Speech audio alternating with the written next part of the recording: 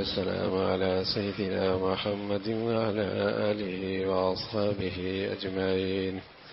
أما بعد فأعوذ بالله من الشيطان الرجيم. بسم الله الرحمن الرحيم. ولا تقولوا لمن يقتل في سبيل الله أموات بل أحياء عند ربهم ولا تقولوا لمن يقتل في سبيل الله أموات بل أحياء ولكن لا تشعرون. صدق الله العظيم. اللهم صل على سيدنا محمد النبي الأمي وعلى آله وأصحابه وسلم. اللهم صل على سيدنا محمد النبي الأمي وعلى آله وأصحابه وسلم. میرے معزز مسلمان بزرگوں، عزیز بھائیوں، میں آپ حضرات کو آج اسلامی سال کی مبارکباد دیتا ہوں. آج نئے اسلامی سال کا آغاز ہے. یکم محرم الحرام 1442. اسلامی سال کا آغاز محرم سے اور اس کا اختتام ذوالحج پہ. اسلامی سال کے مہینے میں 12 ہی ہوتے ہیں. اس کا سال کا عنوان ہجرت ہے. اس کا آغاز محرم سے ہے. اس کا اختتام ذوالحج سے ہے. جہاں ہم اپنی اور بہت ساری چیزیں گم کر بیٹھے ہیں، وہاں ہماری نئی نسل میں اسلامی تاریخ بھی گم ہو چکی ہے. آج کسی بچے سے کھڑا کیجئے، اسلامی سال کا آغاز کب ہے، اختتام کب ہے، اسے پوچھئے سال کب شروع ہوتا ہے، بتائے گا جنوری سے. ختم کب ہوتا ہے، بتائے گا دسمبر سے. سال کے مہینے کون سے ہیں، فوراً سنا دے گا. اسلامی سال کا آغاز کب سے ہے، اس کا اختتام کب پہ ہے، اسلامی مہینوں کے نام کیا ہیں. گم کر بیٹھی ہے یہ نسل اپنی تہذیب کو، اپنے شاعر کو، اپنی تاریخ کو گم کر بیٹھی ہے، جس سے اس کا اسلام، اسلامی زندگی، اسلامی احکامات وابستہ ہے. اور ایک تاریخ ہے، ایک تاریخ ہے. یہ جو عنوان ہے نا، اسلامی سال کا آغاز، نیا سال ہجری، ہجرت عنوان ہے. 1442 ہجری. یہ کیا ہے ہجری؟ مسلمانوں کو اپنے آباء و اجداد کی تاریخ، اس سے ہر سال وابستگی، تازگی پیش نظر ہے کہ تم اپنے آباء و اجداد کی ایک تاریخ دیکھو. اور اس تاریخ کی ایک تابندہ شان تھی ہجرت. دنیا پیٹ کے لیے ہجرت کرتی ہے، عہدے منصب کے لیے ہجرت کرتی ہے، زندگی کے اسٹیٹس کے لیے ہجرت کرتی ہے، لائف، اپنی زندگی، مستقبل، فیوچر بنانے کے لیے ہجرت کرتی ہے. تمہارے آباء و اجداد کی ایک تاریخ ہے. انہیں اسلام کے تحفظ، ایمان کی حفاظت، اسلام کی اشاعت کی خاطر ہجرت کی ہے. تو ہر سال یہ عنوان ایسے ہی نہیں مقرر ہوا کہ مسلمان نسل ہر سال اپنی تاریخ سے تازگی، حرارت پیدا کرے. بلکہ سچ یہ ہے کہ یہ شوق شہادت اور ہجرت، یہ مسلمانوں کے لیے مقیاس الحرارت ہے. مقیاس الحرارت تھرمامیٹر ہے، ان کے ایمان کا تھرمامیٹر ہے. سال کے اختتام پہ، نئے سال کے آغاز میں دیکھ لے اس کے اندر بھی راہ خدا میں یہ شوق موجود ہے. اور آیا آج بھی یہ اپنے آباء و اجداد پر ایمان، ان کی عظمت، محبت، ان کی زندگی سے اسے وابستگی ہے؟ کچھ ان کی زندگی سے اسے میل بھی ہے کہ آج بھی یہ بھی دین کی خاطر سب کچھ چھوڑ سکتا ہے، ایمان اسلام کی خاطر سب کچھ قربان کر سکتا ہے؟ یہ مقیاس الحرارت ہے، تھرمامیٹر ہے کہ اس میں شوق شہادت، ذوالحج کا اختتام حضرت عثمان کی شہادت سے،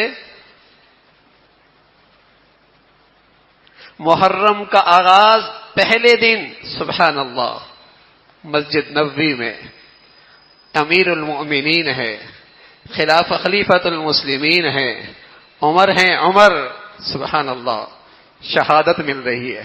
حضرت عمر فرمایا کرتے تھے اے اللہ موت شہادت کی ملے، ملی بھی مدینہ کے اندر۔ لوگ کہتے تھے عمر شہادت بھی مانگتے ہو، مدینہ کے اندر بھی مانگتے ہو۔ شہادت، شوق شہادت، رسول اللہ صلی اللہ علیہ وسلم فرمایا کرتے تھے احب ان اقتل فی سبیل اللہ ثم احیا ثم اقتل ثم احیا ثم اقتل، میری چاہت ہے راہ خدا میں شہید ہوں، یہ اعزاز اتنا بڑھیا ہے، پھر ملے اللہ مجھے پھر زندہ کرے، پھر شہادت ملے، پھر مجھے اللہ زندہ کرے، پھر اللہ مجھے شہادت دے۔ تھرمامیٹر ہے کہ راہ خدا میں میری جان چلی جائے، نصیب جاگ گئے۔ کیا میرا ایمان اس قدر حرارت رکھتا ہے اس ایمان کے خاطر سب چیزوں سے دستبردار، ایمان سے دستبرداری نہیں، ایمان سے دستبرداری نہیں۔ ویسے تو یہ محرم کا مہینہ ہے اور اس کی عظمت،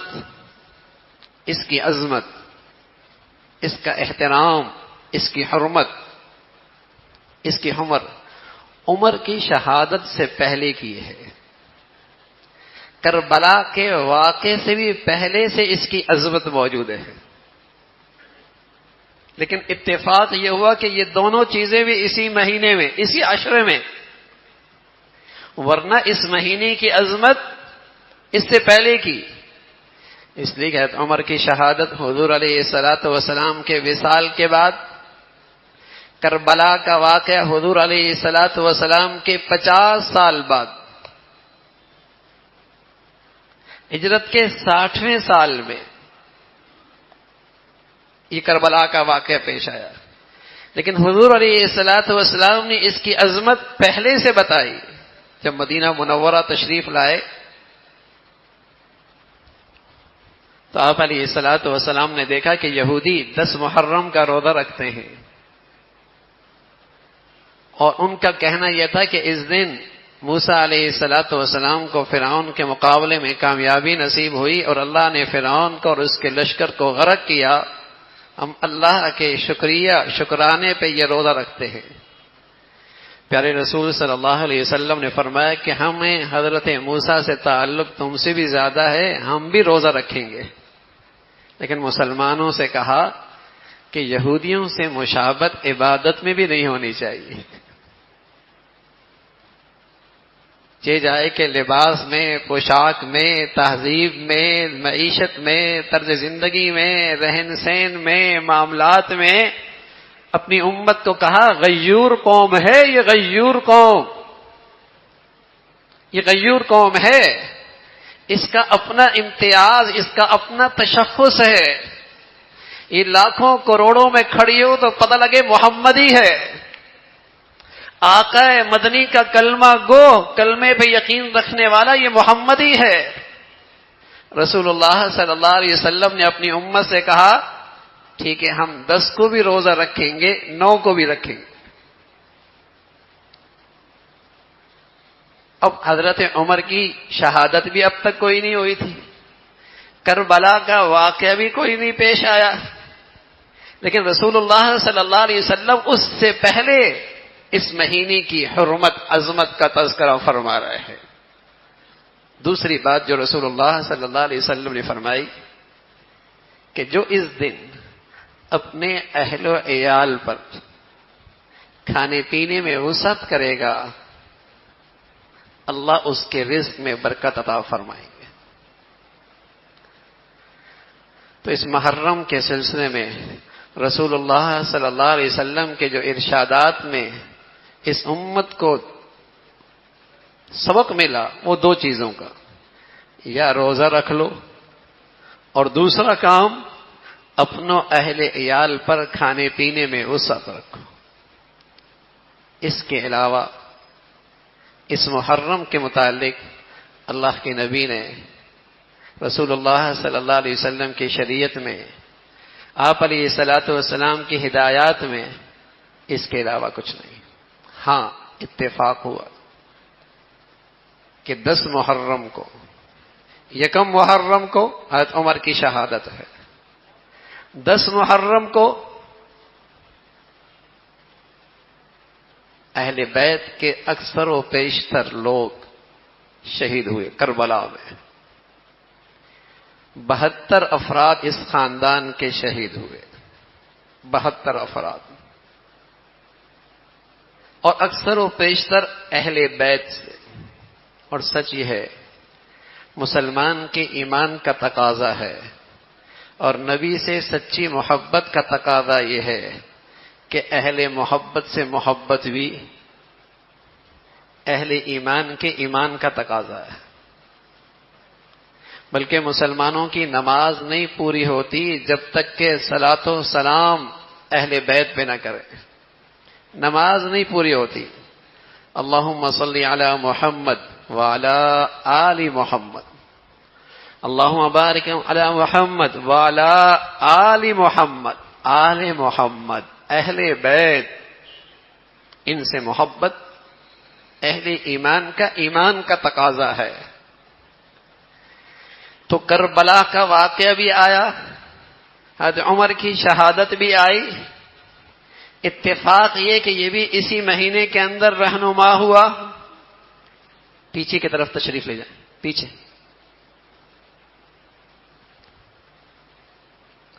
یہ واقعہ بھی اسی مہینے میں پیش آیا، لیکن 2 چیزیں خاص طور پہ رسول اللہ صلی اللہ علیہ وسلم کی ہدایت ہے کہ روزہ رکھنا ہے، 9ویں کا رکھ رہے ہو، 10ویں کا رکھ رہے ہیں، 9ویں کو بھی رکھ لیں۔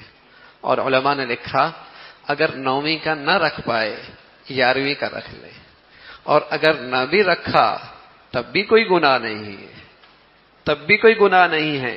لیکن رسول اللہ صلی اللہ علیہ وسلم نے فرمایا جو 10ویں کو روزہ رکھے گا اللہ اس کے گناہوں کی بخشش فرمائیں گے۔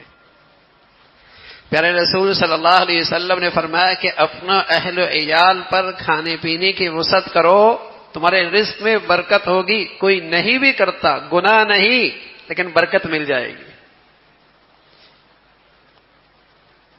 لیکن اسلامی سال کے آغاز میں ایک طرف میں نے عرض کیا شہادت ہے، حضرت عمر کی شہادت ہے، کربلا کی شہادت ہے، اور ہمارے لیے ایک بہت بڑا نمونہ ہے کہ حضرت حسین رضی اللہ تعالیٰ عنہ، حضرت حسن بڑے تھے، 11 مہینے بڑے تھے، حضرت حسین علیہ الصلاۃ والسلام ان سے چھوٹے، 11 مہینے چھوٹے تھے، لیکن اللہ کی شان، یہ دونوں نواسے ایسے تھے، رسول اللہ صلی اللہ علیہ وسلم ان سے ایسا پیار کرتے جیسے اپنے بچوں سے کرتے، اس لیے کہ آپ کے بیٹے نہیں تھے، ایک بیٹی رہ گئی تھی، حضرت رقیہ انتقال فرما گئی، ام کلثوم انتقال فرما گئی، حضرت زینب انتقال فرما گئی، پیچھے رہنے والی ایک بیٹی فاطمہ، ساری اولاد کی محبت سمٹ کے فاطمہ کے لیے آ گئی، اور پھر اولاد نرینہ کوئی نہیں، بیٹے کوئی نہیں، پھر یہ بیٹے آپ کی محبت کا سب سے زیادہ آپ ان سے محبت کرنے لگے، بیٹوں سے محبت کرنے لگے۔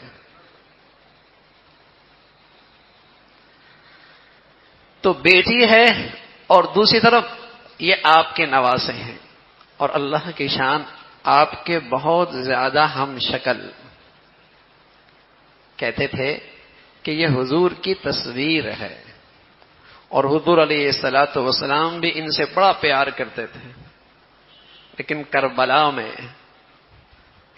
میں باطل کے سامنے لین دین بھی ہو سکتا تھا، کچھ لے کر بھی جان بچائی جا سکتی تھی.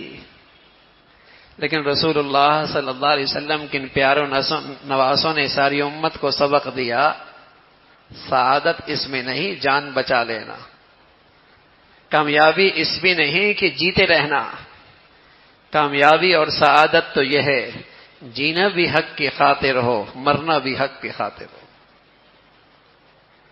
سعادت اس میں نہیں کہ لمبی زندگی گزرے، کامیابی یہ نہیں کہ عیش و عشرت کے ساتھ زندگی کے رات دن گزریں. سعادت اور فلاح اس میں ہے جینا بھی حق کی خاطر ہو، مرنا بھی حق کی خاطر ہو. اور جو حق کی خاطر جیتا ہے اور حق کی خاطر جان دیتا ہے، اللہ کہتے ہیں دیکھنے میں تو وہ مر گیا ہے، لیکن حقیقت میں وہ مرا نہیں، بل احیاء، وہ زندہ ہے. تم ایسوں کو مردہ کہو ہی نہیں، یہ تو وہ زندگی ہے جس پر ہزاروں زندگیاں قربان کی جا سکتی ہیں. وہ جو بات ہے نا وہ سچ ہے، شہید کی جو موت ہے وہ قوم کی حیات ہے. یہ سچ ہے، شہید کی جو موت ہے وہ قوم کی زندگی ہے اس میں. تو اس نئے سال کے آغاز میں یہ مسلمان نسل کے لیے ایک سبق تھا کہ اپنا ایمان اس پیمانے پہ لے کے آؤ. کیا شوقی شہادت ہے اللہ کی خاطر؟ کیا تمہارے اندر آج بھی وہ ایمانی جذبہ موجود ہے کہ اسلام ایمان کی خاطر سب کچھ قربان کر دیں؟ اگر نہیں تو فکر کرو، اگر ہے تو اس سال کے آغاز اور اختتام میں اس احتساب کی گھڑی میں اللہ کا شکر ادا کرو، اللہ کا شکر ادا کرو. سال ختم ہوتا ہے نا تو آدمی اپنا سارا حساب کرتا ہے، کتنا آیا کتنا گیا، نفع نقصان کیا ہوا. تو سال کے اختتام ابتدا پر مسلمان احتساب کرتا ہے، اور پیمانہ احتساب کا یہ ہے کہ اس کی ایمانی سطح اس کی اولاد کی کہاں ہے، اولاد کی کہاں ہے. لیکن ہمارے ہاں بدقسمتی ہے، محرم آتا ہے تو خوف کے بادل چھا جاتے ہیں، پتہ نہیں کیا ہوگا، پتہ نہیں کیا ہوگا، پتہ نہیں کیا ہوگا. اللہ ہماری حفاظت فرمائے. ہاں، اور اللہ رب العزت ہمارے ملک کو ہر قسم کی بدامنی سے اور فرقہ پرستوں سے اور فرقہ واریت کی گندگیوں سے اللہ ہم سب کو محفوظ فرمائے. فرقہ واریت کی بنیاد اور فرقہ پرستی کی بنیاد ایک ہے، اور وہ یہ ہے کہ جب رسول اللہ صلی اللہ علیہ وسلم کے بتائے ہوئے صراط مستقیم سے یہ ہٹیں گے تو فرقہ پرستی وجود میں آتی ہے، فرقہ واریت وجود میں آتی ہے. مسلمان تقسیم کا شکار ہوتا ہے، نفرتوں کا شکار ہوتا ہے. میرے نبی کی زندگی میں فرقہ واریت نہیں، نفرتوں کی گندگی نہیں، مسلمانوں میں تقسیم نہیں. میرے نبی کی سیرت میں صراط مستقیم میں تو یہ حسن ہے، یہ کمال ہے، یہ کمال درجے کی اتفاق ہے اس میں کہ مشرق مغرب شمال جنوب کالا گورا مدینہ کے گلیوں میں یوں لگتے جیسے سب ایک ماں باپ کی اولاد ہے، سب یوں لگتے جیسے ایک ماں باپ کی اولاد ہیں. یہ حبشی ہے، یہ رومی ہے، یہ فارسی ہے، یہ قریشی ہے، یہ بنو امیہ کا ہے، یہ مہاجر ہے، یہ انصار ہے. مدینہ کے گلیوں میں یوں لگتے جیسے سب ایک ماں باپ کی اولاد ہے. کیا چیز تھی ان کے پاس؟ آقا مدنی کے وہ خوبصورت سیرت تھی، خوبصورت زندگی تھی، صراط مستقیم پہ چلنا تھا. لیکن جب اس راستے کو چھوڑیں گے پھر تقسیم ہو جائیں گے، پھر گروہوں میں بٹوں گے، پھر فرقہ واریت ہوگی. اور جب دین میں اضافہ ہوتا ہے، دین میں بدعات اور خرافات ہوتی ہیں، مسلمانوں کی طاقت کمزور ہو جاتی ہے، مسلمان انتشار کا شکار ہو جاتا ہے۔ اللہ رب العزت ہمارے وطن عزیز کو سلامتی اور استحکام نصیب فرمائے اور ہر قسم کی فرقہ واریت اور دین میں اضافے اور بدعات سے ہمیشہ محفوظ فرمائے۔ اللہ اپنے نبی اور اہل بیت کی سچی محبت عظمت ہم سب کو نصیب فرمائے۔ آخر دعوانا ان الحمدللہ رب العالمین۔